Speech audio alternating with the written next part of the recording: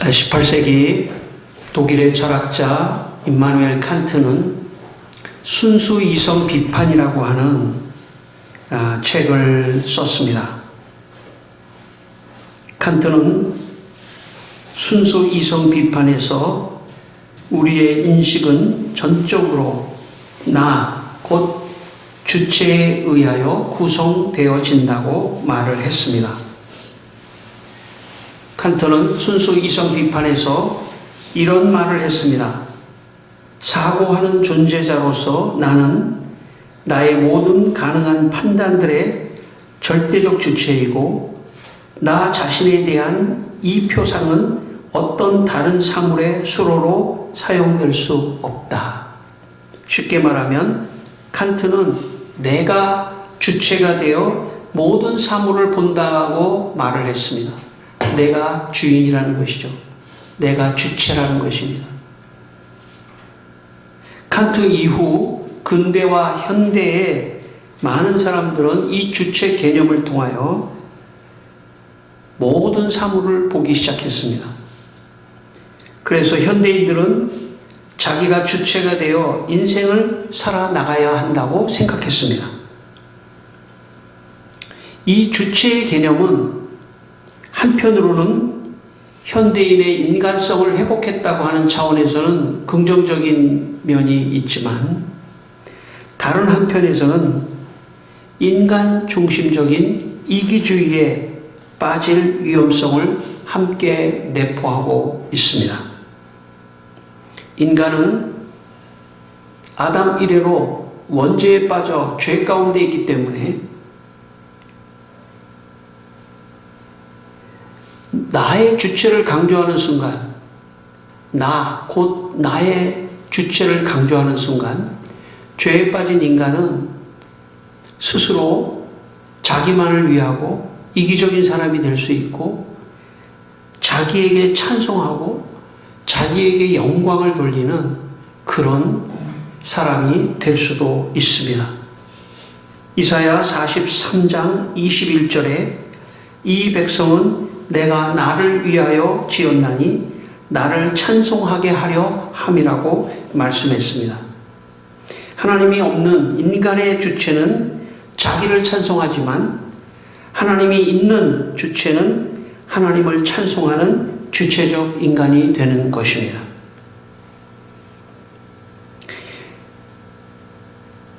하나님을 찬송하는 주체적 인간이 참 인간입니다.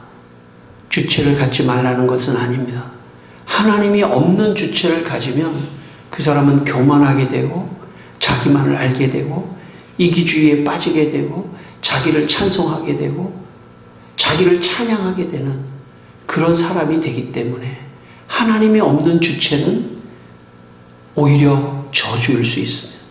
하나님이 있는 주체는 하나님이 계시기 때문에 내가 주체성을 가지고 살아갈 수 있지만 하나님이 없으면 자기만을 위한 영광을 향해서 가는 것입니다. 하나님이 있는 주체를 가지고 살아가는 사람은 하나님께 드려야 하는 영광을 하나님께 마땅히 드릴 수 있는 그런 사람이 되는 것입니다. 여러분 이 시간 여러분 모두 하나님을 찬양하는 주체적 인간이 되시기를 주의 이름으로 축원합니다. 우리 다시 한번 우리 14절 15절 말씀 한번 읽겠습니다. 우리 14절 15절 말씀 오늘 본문 누가복음 17장 14절 15절 말씀입니다. 같이 읽습니다.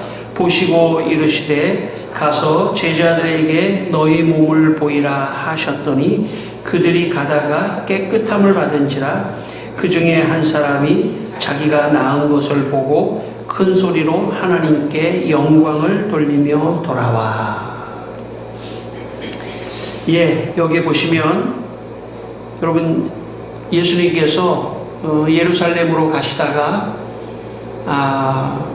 갈릴리와 사마리아 사이로 지나가시다가 한 마을에 들어가시게 됐습니다. 그 마을에는 10명의 나병 환자가 있었습니다.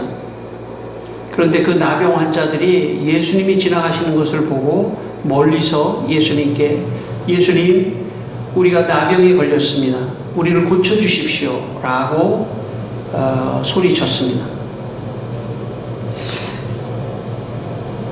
그때 예수님께서는 그 10명의 나병 환자에게 그러면 가서 제사장에게 보이라.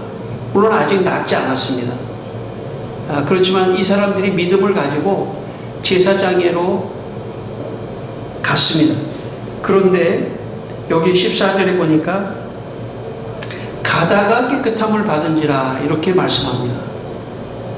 제사장에게 막 가고 있는데 아마 여러분 나병이라는 게 옛날에 문둥병이라고 그랬죠. 막 이런데 피부에 이런 다 흔적이 있단 말입니다.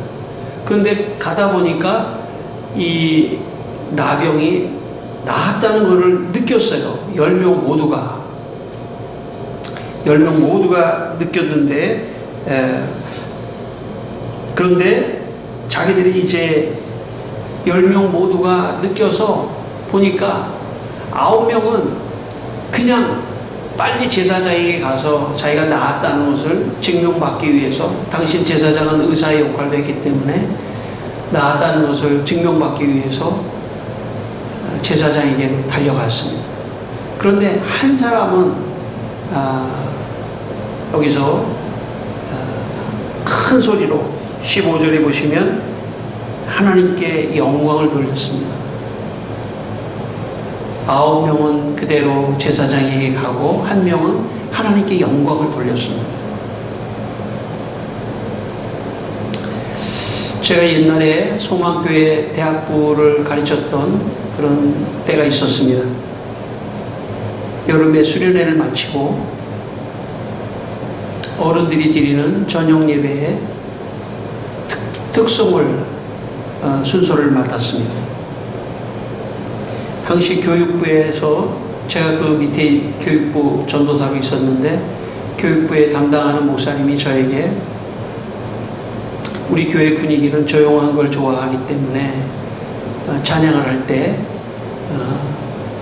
박수를 치거나 손을 들거나 또 큰 소리로 막 찬양하거나 막 춤을 추거나 이런 건 안 된다는 거예요. 조용한 찬양을 골라서 찬양을 하라고 했습니다. 그래서 우리 대학생들하고 이렇게 의논을 같이 하는데 조용한 찬양, 거룩하신 성령이여라는 찬양을 하기로 했습니다. 저는 찬양을 잘 몰라가지고 조용하다 그러니까 그렇게 하라고 했습니다. 그런데 나중에 제가 그 찬양을 이제 하기 전에 제가 악보를 이렇게 보고 가사를 보는데 후렴에 손 들고 주를 바랄 때 성령이여 성령이여 임하소서 이런 그 가사가 있는 거예요. 제 속으로 여기 손 들고 할 때 이게 진짜 손을 막 들면 어떡하나 하는 걱정을 하고 있었습니다. 그런데 막상 찬양을 시작하는데 앞에 강단이 굉장히 커서 수백 명의 학생들이 서 있고 회중을 향해서 이 성도들을 향해서 찬양하려 했습니다. 마침내 그 손 들고 주를 바랄 때 그 부분이 왔는데 정말 그 학생들이 아마 제가 볼 때는 뭐 약속을 한 것 같진 않아요. 다 그 순간에 정말 거의 제가 맨 앞에서 그거를 장면을 봤는데 학생들이 다 얼굴을 하늘을 향해서 얼굴을 다 하늘을 향해서 들더라고요. 정말 그때 제가 정말 얼굴이 천사와 같더라고요. 학생들이 정말 기쁨으로 정말 하나님께 영광을 돌리는 찬양을 하는 것을 제가 봤습니다. 어떤 학생은 막 눈물 흘리는 것 같더라고요. 정말 하나님께 영광을 돌리는 찬양이 저런 거구나 하는 그런 경험을 한 적이 제가 있습니다. 오늘 본문 15절 말씀을 읽겠습니다. 오늘 본문 15절 말씀, 15절 말씀 같이 다시 한번 읽겠습니다. 그 중에 한 사람이 자기가 낳은 것을 보고 큰 소리로 하나님께 영광을 돌리며 돌아와. 예, 하나님께 영광을 돌렸습니다. 자기가 낳은 거에 대해서 하나님께 영광을 돌렸는데 거기서 끝나지 않았습니다. 그냥 영광만 돌리고 제사장에게로 간 것이 아니라 뒤로 돌아서서 예수님께로 다시 가야 되겠다고 생각한 거예요. 돌아와. 예수님께 돌아왔다는 것은 말로만 하나님께 영광이 아니라 정말 예수님께 와서 감사를 드리는 것 자체가 진정한 의미의 영광을 돌리는 거기 때문에 그는 돌아왔습니다. 예수님에게 돌아왔습니다. 여러분, 나머지 9명은 제사장에게로 갔지만 한 명은 그 자리에서 큰 소리로 영광을 돌리고 예수님께 돌아왔다는 것은 진짜 영광을 돌리러 온 것입니다. 여러분, 우리의 개념 중에 목적과 목표라는 개념이 있습니다. 단어가 있습니다. 어떤 경우에는 이걸 동일하게 사용하는 경우도 있지만 대개는 목표보다는 목적을 더 큰 개념으로 생각합니다. 제가 볼 때 이 9명의 나병 환자는 그들의 인생의 목표가 있었을 거예요. 그들의 인생의 목표는 나병으로부터 낫는 거예요. 지금은 여러 가지 의학적 기술이 좋기 때문에 또 미리 예방도 하고 또 고칠 수도 있지만 그 옛날에는 나병은 정말 치명적인 죽음의 병입니다. 한번 걸리면 그냥 끝나는 병이에요. 그래서 나병에 걸렸던 이 10명의 사람들의 아마 인생의 목표는 나병으로부터 낫는 것이었을 거예요. 근데 예수님을 만나서 그들은 목표를 이루었습니다. 그리고 그들은 나병으로부터 고침을 받았죠. 그런데 한 사람, 그 사람은 하나님께 영광을 돌렸습니다. 그리고 예수님께 가서 감사하고 영광을 돌려야 되겠다고 생각했습니다. 이것은 목적입니다. 목적.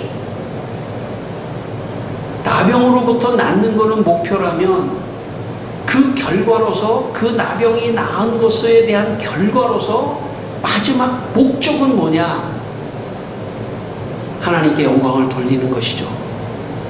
그런 차원에서 9명의 사람들은 목표를 향해서 살아갔던 사람들이라면 이 한 명은 목표뿐만 아니라 목적을 위해서 살아간 사람이라고 말할 수가 있습니다. 여러분, 인생이 여러분의 목표가 있으신가요?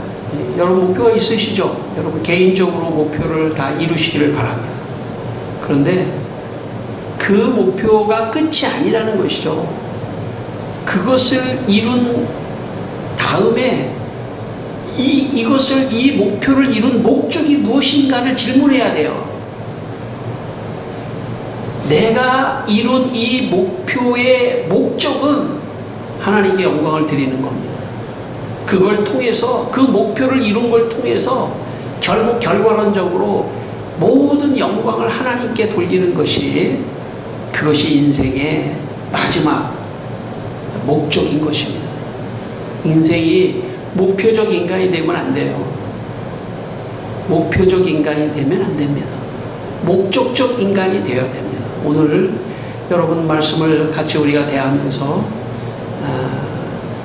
여러분의 목표가 다 이루어지기를 바라고, 또 그 이루어진 목표의 결과로서 하나님께 영광을 돌리는 목적적 인간이 되시기를 주의 이름으로 축원합니다.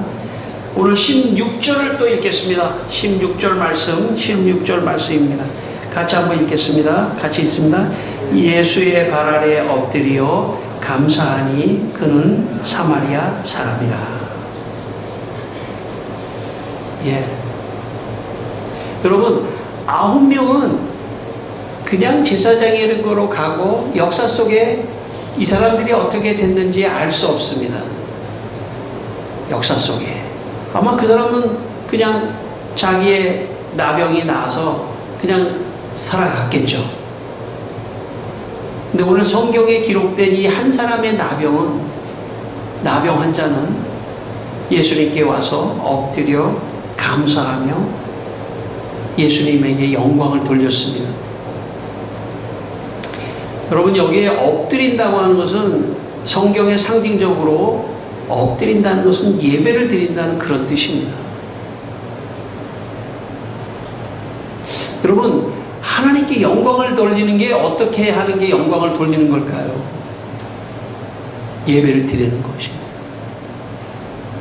예배를 드리는 것. 그게 하나님께 영광을 돌리는 길입니다. 사람들은 그런 걸 잘 모르죠. 그러나 우리 믿는 사람들은 하나님께 영광을 돌린다는 게 뭘까? 그냥 말로 하나님께 영광을 돌립니다. 아까 우리 14절에 보면 이 사람이 큰 소리로 하나님께 영광을 돌렸잖아요. 그러니까 말로만 하나님께 영광을 돌리는 게 아니라 예수님께 와서 엎드리는 것입니다. 예수님께 와서 엎드린다는 건 예배를 드린다는 뜻이에요. 그리고 감사했다고 했습니다. 여러분, 감사한다고 하는 게 뭡니까? 그것은 하나님께서 이 모든 것을 해주셨다고 하는 그런 고백인 것이죠. 그래서 우리가 교회에서만 쓰는 용어가 있어요. 그것은 감사하다고 하는 말, 또 우리가 감사하는 어떤 그런 예물을 또 드릴 수도 있는 거고, 또 예배 자체가 감사하는 것입니다. 그게 영광을 돌리는 거예요. 오늘도 저는 여러분의 인생에 목표가 다 이루어지기를 바랍니다. 여러분의 목표는 무엇입니까? 여러분의 목표가 다 이루어지기를 바라는데 그 목표적 인간에서 끝나면 안 됩니다. 목표적 인간이 아니라 목적적 인간이 되어야 돼요. 목적적 인간은 하나님께 와서 엎드리고 예수님께 와서 엎드리고 예배하고 감사하는 사마리아 사람과 같은 그런 사람이 돼야 되는 것입니다. 감사라고 하는 것은 위대한 용어입니다. 아마 성경 전체에서 가장 위대한 용어가 감사입니다. 감사할 줄 아는 사람이 성숙한 사람이죠. 이 세상에서도 감사할 줄 아는 사람이 성숙한 사람입니다. 감사할 수 있는 사람들이 되어야 합니다. 뿐만 아니라 세상에서도 어떤 사람이 나한테 참 잘해주면 너무 감사하다 그렇게 하지 않습니까? 그리고 감사를 표하지 않습니까?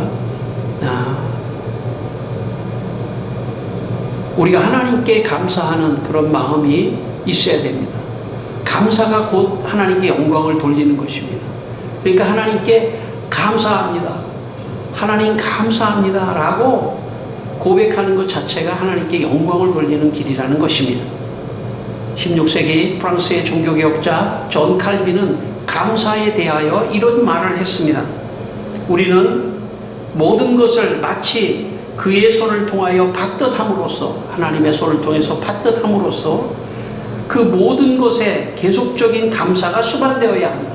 그러니까 받으면서 감사가 수반되어야 된다는 거예요. 그의 관대하심으로부터 끊임없이 흘러나와, 하나님의 관대하심으로부터 끊임없이 흘러나와 우리에게 이르는 은총들을 누림에 있어서, 그 은혜와 은총을 누림에 있어서 우리가 찬송 가운데 그를 고백하고 쉼없는 감사를 돌리지 않는다면 그 어떤 명분으로도 이를 정당화할 수 없을 것이다. 그러니까 찬송 가운데 그를 고백하고 쉼없는 감사를 돌려야 한다는 것이죠. 그러니까 감사를 돌린다는 것은 반대로 말하면 하나님을 찬송하는 것이고 하나님을 찬양하는 것입니다. 여러분, 하나님께 감사하시기를 바랍니다. 내가 목표를 이루었을 때 이것은 모두 하나님이 나에게 관대하심으로 베풀어 주신 것이다. 내가 한 것이 아니다.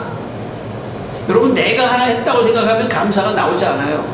그래서 제가 서두에 말했지만 칸트의 주체적 인간, 하나님이 없는 주체적 인간으로 인간이 살아갈 때는 감사가 없어요. 내가 수고했지, 내가 노력했지, 내가 했지, 내가 주체가 됐지, 나야. 모든 주인공은 나야. 내가 영광을 받아야 돼.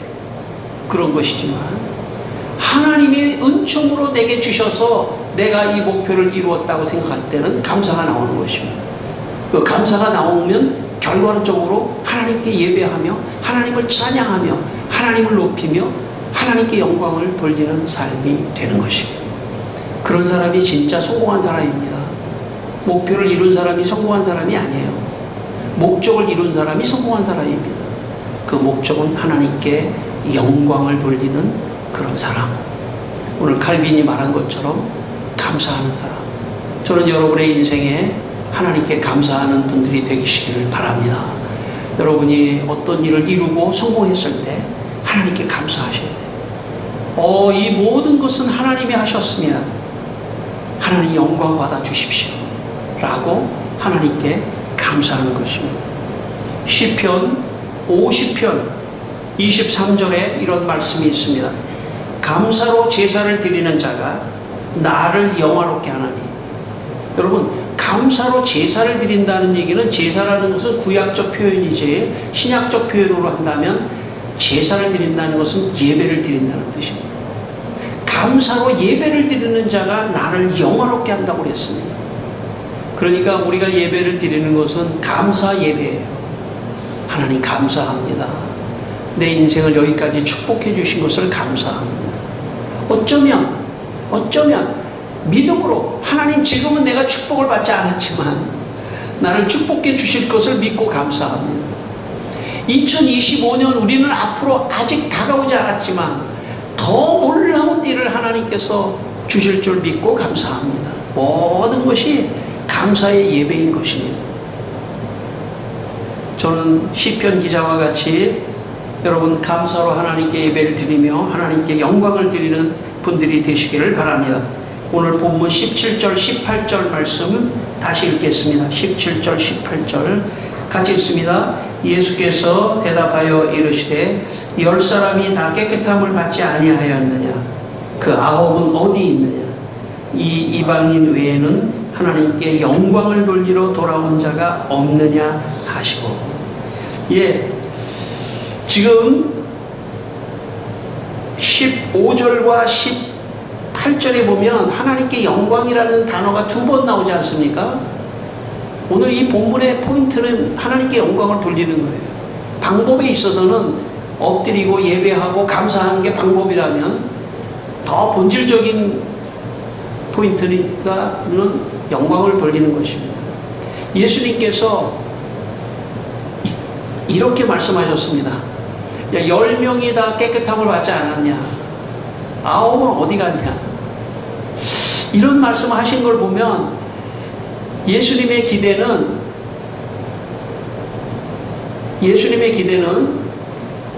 아마 이 사람들이 가다가 깨끗함을 받았을 때 돌이켜서 예수님께 와서 감사하고 영광을 돌린 다음에 다시 제사장에게로 가기를 바랬던 것 같습니다. 근데 여러분 참 재밌죠? 대개 예수님께서 어떤 병을 고치실 때는 그 자리에서 직접 고쳐주십니다. 예를 들어서 안진뱅이를 일으켜 주시고 손 마른 자를 고쳐주시고 그 자리에서 직접 고쳐주셔요. 근데 이 경우는 직접 고쳐주시지는 않으셨어요. 그냥 가서 제사장에게로 보여.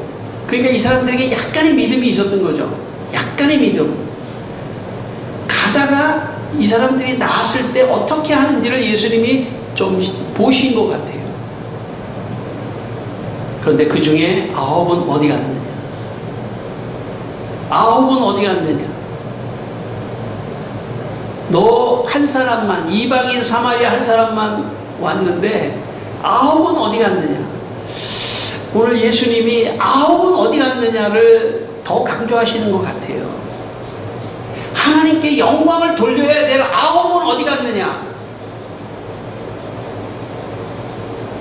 목표를 이룬 것이 중요한 것이 아니라 그 목표를 이루었지만 그 목표적 인간이 아니라 목적적 인간, 하나님께 영광을 돌릴 수 있는 그 9은 어디 갔느냐?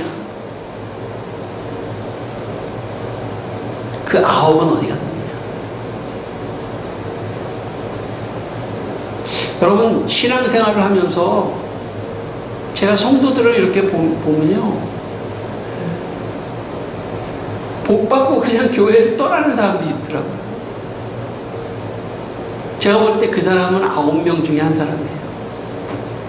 아쉬울 때 교회 와서 기도하고 자기 복 받은 거예요. 목표를 이룬 거죠. 그리고 떠나는 거예요. 전 그런 사람을 많이 봤습니다. 실제적으로 어떤 분도 계시냐면 저한테 와서 이러시더라고요. 아, 초신자 때 하나님이 복 많이 주나요? 많이 주십니다. 하나님 많이 주십니다. 또 한참 지나서 복 좀 많이 받았어요. 아, 조금 지나면 하나님이 복을 좀 덜 주시나요? 근데 제가 좀 그때 실수를 했어요. 말을 좀 덜 주실 수도 있어요. 그리고 안 나오시더라고요. 그러니까 그 사람의 관심은 목표예요. 자기 목표. 자기가 꿈을 이룰 수 있는 그 목표. 하나님께 영광을 돌려야 된다는 그 목적적인 생각은 없는 거예요. 9명의 사람이죠. 그런 사람 많습니다. 그 9은 어디 갔느냐? 예수님께서 그 9은 어디 갔느냐? 이 이방인 한 사람 외에 하나님께 영광을 돌리러 온 자가 없느냐? 저는 여러분이 이 9에 들어가지, 저를 포함해서 이 9에 들어가지 않기를 바랍니다. 이 사마리아 사람 한 사람에게 여러분의 인생에 해당되기를 바랍니다. 여러분, 하나님께서 여러분에게 복을 많이 주시는데 그 복보다 있잖아요, 하나님께 영광을 돌리면 더 상상할 수 없는 복도 주시는데 그걸 모르고 그냥 뒤로 물러서서 9명의 대열에 끼어서 제사장에게로 가는 그런 인생을 살지 않게 되기를 바랍니다. 진짜 하나님께 영광을 돌리는 한 사람, 사마리아 사람 같은 사람이 되시기를 바랍니다. 세계에서 가장 유명하게 돈을 많이 번, 제가 많이 말씀드리죠, 록펠러라고 하는 미국의 사람이 50대가 됐을 때, 그는 어려서 어머니가 신앙이 좋아서 어려서 신앙생활을 잘 했습니다. 그런데 그가 돈을 많이 벌기 시작하면서 교회를 떠났어요. 목표를 이룬 거죠. 그가 생각할 때 이렇게 생각했을 수도 있어요. 나는 어려서 부모님이, 어머님이 기도 많이 해줘가지고 난 이렇게 복 받나 보다. 그리고 그는 교회를 떠났습니다. 50이 됐을 때 그는 병이 오기 시작했어요. 어떤 병이 왔냐? 기관지, 신경계통, 위궤양, 불면증, 소화불량, 피부병, 머리가 빠지고 각종 병이 오고, 특별히 몸이 쪼그라들기 시작했습니다. 여러분, 그거 엄청난 병이에요. 몸이 이렇게 수축되는 거 있잖아요. 엄청난 병에 걸렸습니다. 의사가 1년 안에 죽는다고 말했습니다. 그때 록펠러가 회개하며, 그래도 거기서 회개했다는 것은 어마어마한 일입니다. 그냥 될 수 있는 게 아니에요. 회개는 정말 쉽게 할 수 있는 게 아니에요. 자기 돈 많기 때문에 전 세계의 의사를 동원해서 자기를 고치려고 했겠죠. 아, 이거는 하나님이 나를 치시는 거구나 생각하고 회개하고, 거기서 하나님께 예배하고 하나님께 영광을 돌리고, 지금까지 내가 살아왔던 스타일을 다 바꾸겠습니다 하고 하나님께 영광을 돌렸습니다. 그런데 1년밖에 못 산다는 사람이 그 후에 43년을 살면서 자기가 자기에게 주셨던 축복을 가지고 다른 사람에게 구제하고 나누고 90이 넘어서 하나님의 부름을 받았습니다. 여러분, 록펠러는 목표를 향해서 살아갔던 사람이에요. 그런데 정말 천만다행으로 하나님께 돌아와 하나님께 영광을 돌리는 그런 사람이 되어서 그나마 다행입니다. 그런데 제가 볼 때 그런 사람 많지 않을 수도 있어요. 자기 목표를 이룬 사람 그냥 세상으로 나갑니다. 끝나버려요. 그냥 세상으로 가버리는 거예요. 하나님은 없어요. 하나님께 돌아오지 않습니다. 하나님께 돌아와 엎드려, 예수님께 엎드려 감사하며 영광을 돌리는 한 사람의 사마리아인이 되는 것은 하나님의 축복과 은혜예요. 오늘 말씀을 들은 여러분, 저를 포함해서 끝까지 한 사람의 사마리아인으로 남기를 바랍니다. 하나님께 영광을 돌려야 됩니다. 제가 고등학교 때 제가 모교에 다녔던 모교회에 참 선배 형이 한 분 계셨는데 서울대 영문과를 다녔던 아주 수재입니다. 근데 예수를 믿지 않았어요. 그런데 그분이 폐병에 걸렸습니다. 옛날에는요, 폐병에 걸리면 상당히 좀 위험한 친구의 전도로 교회에 왔습니다. 목사님 기도해 주셨습니다. 그리고 기적과 같이 폐병에서 나았어요. 그리고 이분이, 제가 지금도 기억하는데, 이분이 클래식 기타를 너무 잘 치는 거예요. 전공생도 아닌데 너무너무 클래식 기타를 너무도 잘 치는 거예요. 그런데 하나님 은혜를 받은 다음에 이 기타 잘 치니까 이걸 가지고 하나님을 찬양하고, 심지어 선교단체를 만들어가지고 찬양 선교단체를 만들어서 아마 지금도 하고 계실 거예요. 수십 년째 찬양 선교단체를 만들어서 작곡도 하고 집회도 하고 그렇게 하고 계십니다.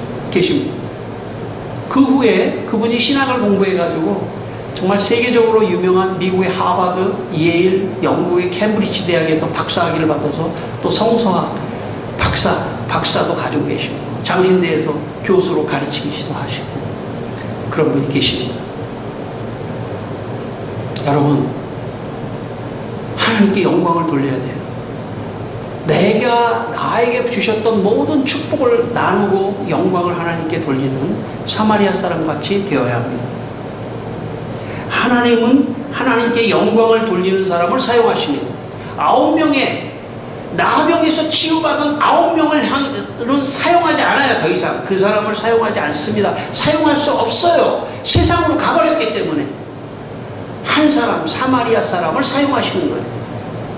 하나님께 사용을 받는 인생이 가장 행복한 인생이고 가장 복된 인생이고 성공한 인생입니다. 내가 지금 병에 걸리지 않았는데 하나님 혹시 여러분을 축복하신다면 병에 걸릴 필요는 없습니다. 록펠러나 지금 이런 형님같이 병에 걸릴 필요는 없습니다. 나병 환자같이 병에 걸릴 필요는 없습니다. 만약 지금 여러분이 병에 걸리지 않고 축복을 받았다면 놀라운 순간이죠. 지금 하나님께 영광을 돌릴 수 있는 놀라운 순간입니다. 여러분의 인생에 하나님께 영광을 돌리면 하나님이 여러분을 더 축복하셔요. 하나님께 영광을 돌리면 하나님이 더 축복하셔요. 하나님께 영광을 돌리면 상상할 수 없는 하나님의 축복이 임하는 것입니다. 성도 여러분, 9명과 같이 세상을 향하여 떠나가지 말고 한 사람, 사마리아 사람같이 하나님께 영광을 돌리는 분들이 여러분도 되시기를 주의 이름으로 축원합니다. 기도하겠습니다. 우리 다시 한번 다 같이 한번 기도하겠습니다. 하나님 아버지, 살아계신 하나님 아버지, 오늘 하나님께 영광을 돌리기를 원합니다. 주여, 아버지 하나님, 사람들은 자기의 목표를 위하여 교회에 왔다가 또 자기의 목표를 이루면 세상으로 향하여 떠나갈지 모르지만 우리는 떠나가지 않겠습니다. 우리는 한 사람의 사마리아 사람같이 여기 남겠습니다. 하나님께 예배하고 하나님께 영광을 돌리고 하나님을 높이는 저희들의 삶이 될 수 있도록 주여 축복하여 주시고 도와주시옵소서. 할렐루야. 하나님을 찬송합니다.